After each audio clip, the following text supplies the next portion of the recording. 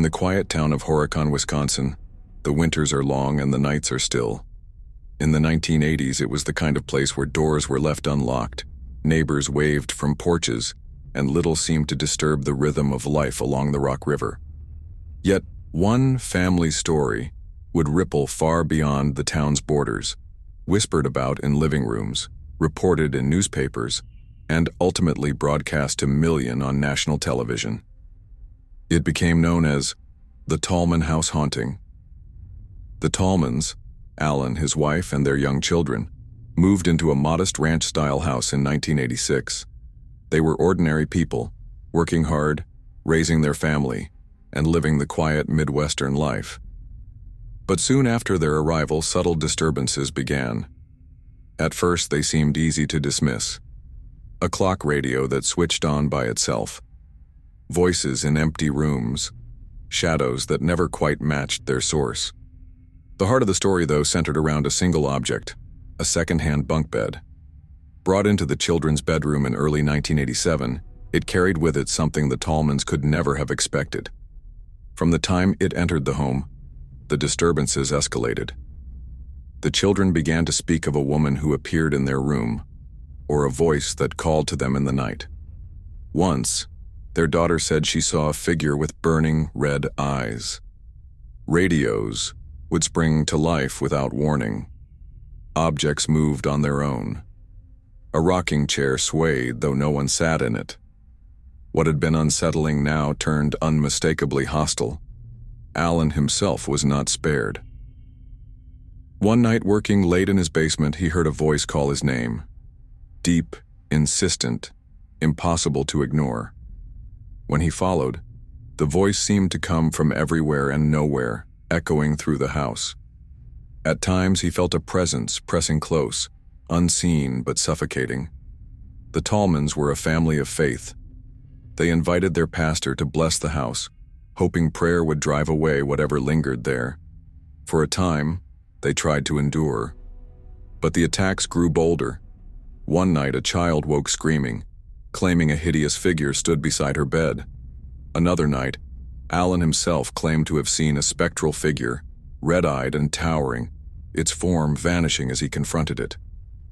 By late 1987, the house had become unbearable. Sleep was broken by voices and footsteps. Rooms felt thick with dread. The children begged not to enter their bedroom.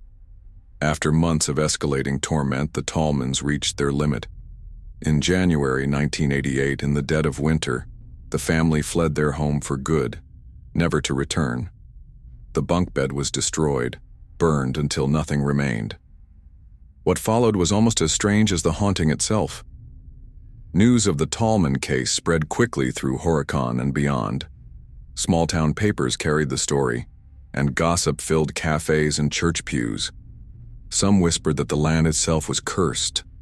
Others said the family had brought something in with them, something bound to the bunk bed. Neighbors told of police cars outside the house, of people too frightened to step inside even after the family had gone. Then came the cameras. In 1988, the popular television series Unsolved Mysteries featured the case, recreating the events in a dramatization that chilled viewers across the country.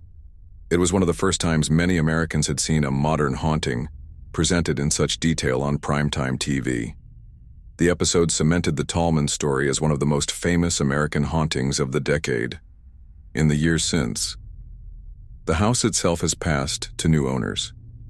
None have reported unusual activity.